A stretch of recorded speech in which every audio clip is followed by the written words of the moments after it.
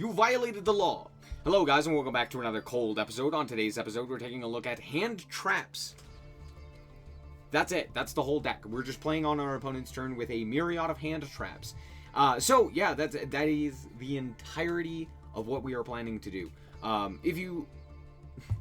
got this idea from Farfa, I'm not gonna lie. I saw his video being hand trap control, and it's slightly different from ours, but it's still similar in concept. Now, Farfa was originally playing things like Uka and branded cards in order to go for like branded fusion lines. Instead, I just have elected to play more hand traps. I'm playing Nib, I'm playing more Phantasme, I'm playing more Chaos Hunter, etc, etc. So, generally the idea is, our opponent is going to attempt to play the game. We are going to then either draw a whole bunch of cards via things like Impulse, Perulia, Fool Loss, Maxi, etc. Or we are going to summon a whole bunch of guys during their turn with things like the Psyframes, with the Bestials, with Chaos Hunter, with Phantasme, or with Nibiru. And our win condition is DPE. It's DPE. We're summoning DPE. I am not a fan of Dragoon. I think Dragoon is pretty bad. I think it's just not a good card. I think DPE is just objectively better, especially in a control-style deck, because guess what? Discarding cards kind of sucks balls when all of your cards do stuff in the hand. So having DPE, I think, is a little bit better. So that's pretty much what we're going to do, and that is the general idea. There's a few other things in here of note. We can make, like, with Hop Ear Squadron and any of our 6s, there's a lot of them, that we have access to, we can go into an unaffected Baron on the opponent's turn, which is pretty impactful. We also have things like Lars with a rank 6 in order to negate something. We also have a few other things in here. We have, like, Underworld Goddess and Access Code Talker and what have you. So that's the general idea and the gist of the game. So let's hop into some replays and show you how this deck performed. Oh, sorry, we're playing 43 because we have a lot of bricks that we don't want to draw like Fire Attacker. So let's hop into the replays and show you how this deck performs. Alrighty, so here we are going second, and I elected to go second because our deck doesn't do anything if we go first. I mean, we could, like, activate Fusion Destiny, but that's terrible and it turns off a whole bunch of things. My opponent is playing Centurion, so let's see what they can accomplish. They're going to go for the stand-up Centurion, and again, because I elected to go second, they're going to play a little bit differently. So they're going to go for the Wake Up Centurion, and ignore how terrible this deck list is. You'll see more as the duel goes on. But just ignore that, because there's nothing I can do about that. We don't activate the Chaos Hunter here, because it doesn't make sense. But we are going to go for the Druid Worm here, and just special summon the Druid Worm. This is mostly just to put Druid Worm on field, because it kind of contests the field. We're going to draw Perulia, and then I'm like, well, that probably doesn't matter. And then my opponent reveals Ghostwood. Spooky Sister and...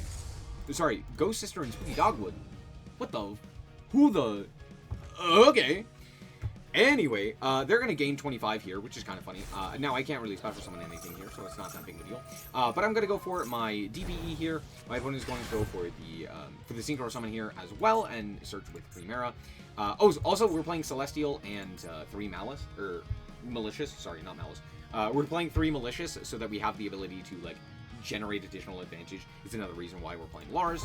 We're going to go to pop the Druid Worm and pop the Tuner so that they can't synchro summon, because that would be detrimental for me. We're just going to send to the graveyard and then pass the turn here. We still have a fair bit of interaction in our hand, so there you go. And then my opponent is playing Ancient Leaf. This is a terrible deck list, but it is a funny game at the very least. So my opponent is going to go and search out Phalanx here. I'm like, okay, sure. Out comes Legathia. I'm going to attempt to pop a card here. I'm actually going to pop this back row here because we knew that they searched the Counter Trap, and the Counter Trap specifically requires them to have a face-up, like a face-up monster in their Spell and Trap card zone. So I'm just like, okay, I'll just get rid of that so that we can actually, like, remove things. Anyway, stand-up is going to go and pitch the Phalanx, which is going to grab the Auxilia. And I'm like, that's A-okay. What I'm doing here is I don't actually want to summon the Bestial. It's not going to do anything, right? What I want to do is force them to play into Nib, while not having the ability to, like, negate it with the Counter Trap. So that is kind of why I play the way that I do. So I see the Phalanx come down, and I'm like, okay, I'm going to Bestial there to force out the interaction, and then I get to keep the Bestial, which is great. And alas, they're going to do exactly that, which is that they summon out another token off of another copy of Wake Up Centurion. And I know what you're saying. Why did we not summon Chaos Hunter? Because I want to activate Nibiru. I want to activate Nibiru and not have them actually do anything here. So, they're going to activate the effect of their guy, which, hey, they summoned, so now I gotta go for the Chaos Hunter, and then I go for the Nib. So I Nib away the field, they gain a whole bunch of life points, and we summon Chaos Hunter here. Now, Chaos Hunter, notably, is very important, because now they can't banish anything. They just searched out a Phalanx, they have another Phalanx in their grave. There's, like, nothing that they can do, right? So, at least in terms of, like, banishing cards, they can't really do anything. And they've cycled through at least 2 stand-up Centurions, so it's unlikely that they have a ton of other things. So I'm just like, okay, yeah, let's see what we can accomplish here. We draw another Chaos Hunter, but that's fine. We're going to grab another DPE, and out comes Mali here. We're going to activate the effect of the Mali to grab up the Mali, and out comes IP Masquerena. And at this point, my opponent just concedes. To be fair, yeah, if they don't have anything, which likely... I don't know what their back row is, but apparently if they haven't used it up until this point, DPE is just going to kill them over the course of a couple of turns, especially if they can't banish anything with the Chaos Hunter on the field. So, for the most part, I feel pretty comfortable with that win. Like, we could just go Baldrake there, we summon the Baldrake, and then we can summon the Malicious, we can summon the Baldrake, and then we can go Access Code Talker, and Access Code can also kind of eat a few things as well. So unless they're, unless their traps actually did something, which I guess they didn't, then we're just off to the races and we get to win the game. So, understandable, good game. Weird game. Alrighty, here we are once again going second, and I once again have won the coin flip, meaning that I got to choose to go second. Now, granted, my opponent is just going to pass the turn. Well, I guess I'm just going to pass the turn here. Do you think I have anything here? Yeah, my opponent and I are both kind of just waiting for our opponent to do something here, which is kind of funny. Granted, I literally can't do anything unless my opponent does something. That is the entirety of our game plan, is like just waiting and hoping that our opponent does something. They're going to set a card, and I'm like, that's fine. And yeah, let's just, it's turn 6, so great game of Yu-Gi-Oh! We're going to pitch the Orochi. I don't know if this is necessarily a great option, but we did it nonetheless. They're going to set 2 more cards, and I'm like, okay, what could those cards possibly be? I draw Hoppier, and I go, okay, this actually makes it so that playing into... Because, okay, first and foremost, I know for a fact that they have a Maxi at this point. There's no shot they don't have Maxi. They just have Maxi, right? So I'm going to play around Maxi as effectively as I can by specifically summoning now.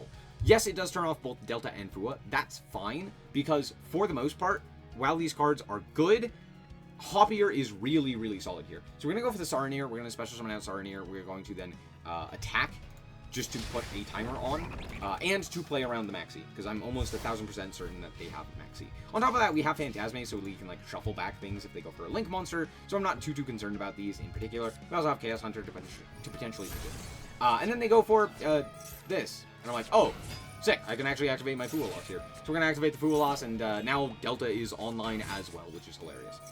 I draw Perulia as well, but alas, out comes Song and Summoning, and they're immediately cooked. I'm also going to activate the Perulia here, because why not? Song and Summoning is going to be negated by Delta, and then during their main phase, I am going to elect to go for the Stardust Dragon here with the Hoppier.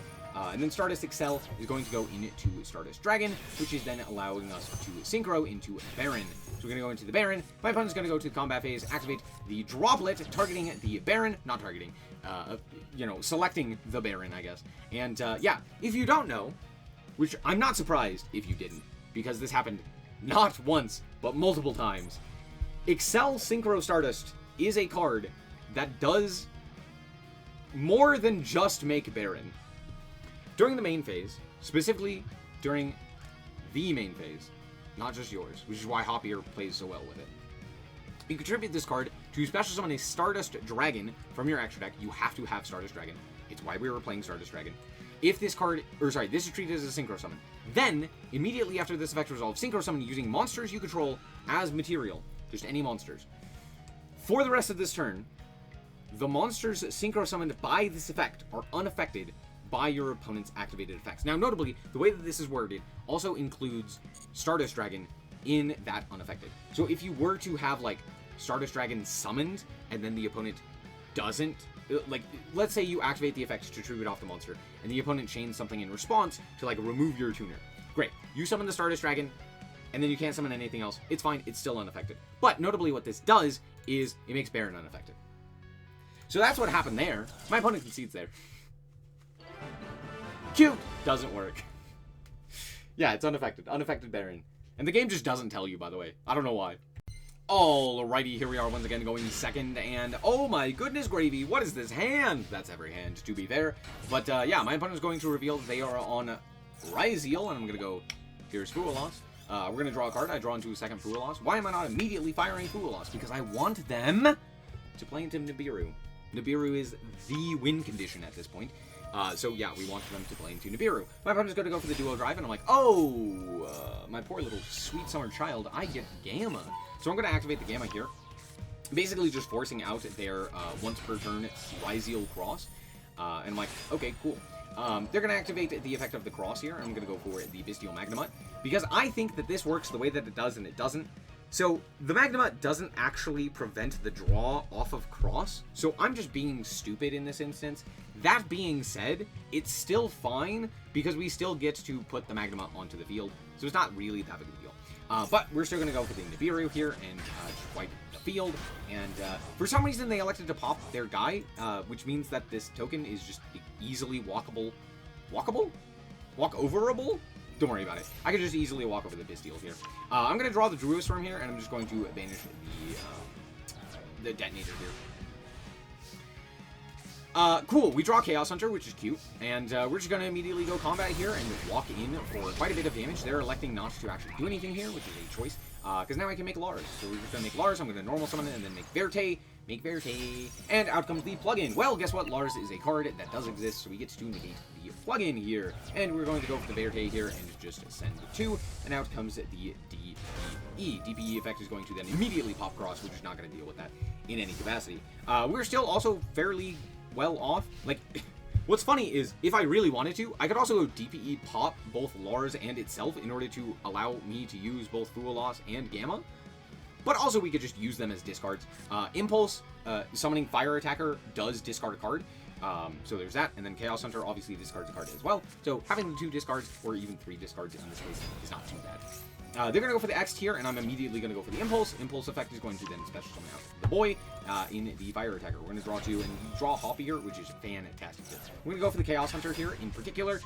This is not necessarily great, but it is just something. So there's that. And we're going to go and make our big unaffected Dingus. So out comes the Self-Stardust Synchro. We're going to reborn our tuner, go into the Stardust Dragon, and then go into Barrel. And at this point, they go for normal summon Ice, and I go, oh, let's not do that. Because I realize here, like, even if they just get the extra material, normally I would not want to do this because it's like a weird position.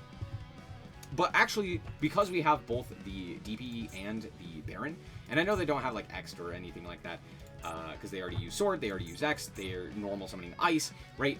It's highly unlikely that they have anything else in hand that has the ability to special summon itself specifically. Like, they would have to have another Ice in their hand, which we've already seen 2 of them.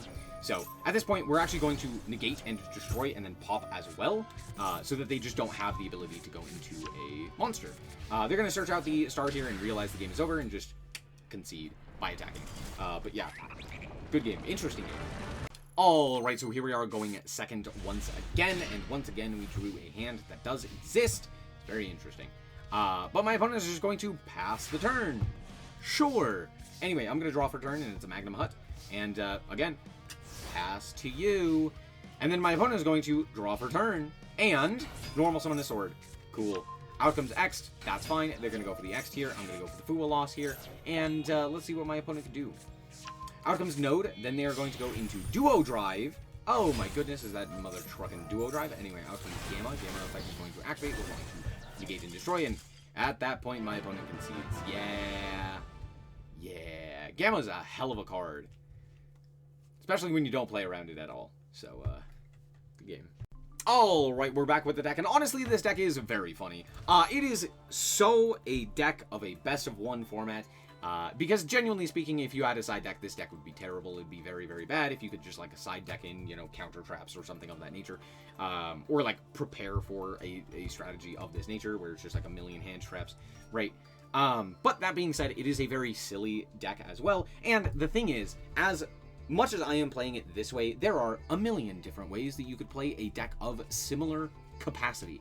If you wanted to play the Fiendsmith engine instead, you could absolutely do that. If you wanted to play, you know, a different set of hand traps, you could absolutely do that. If you wanted to play Meowls, if you wanted to play, you know, instead of Impulse, you wanted to play more Bestials, if you wanted to play this or that or the other thing. There's like a million other hand traps that you could potentially play as well. As you see, like, I'm not playing Ash, I'm not playing Droll, I'm not playing, like, cards that stop the opponent. The main reason for this is because, like, we don't have any plays if our opponent doesn't play the game, so it's like, yeah, we want them to kind of play the game, at least in some capacity. It's the same reason why we don't just, like, fire multiple mulch armies and what have you. Right? So there's that. It's also why we are playing so many draw cards as well. It's like, yeah, we just want to see more cards than our opponent, basically. So yeah, it's a funny deck. It's not very good, but it is funny, and I would suggest playing it yourself.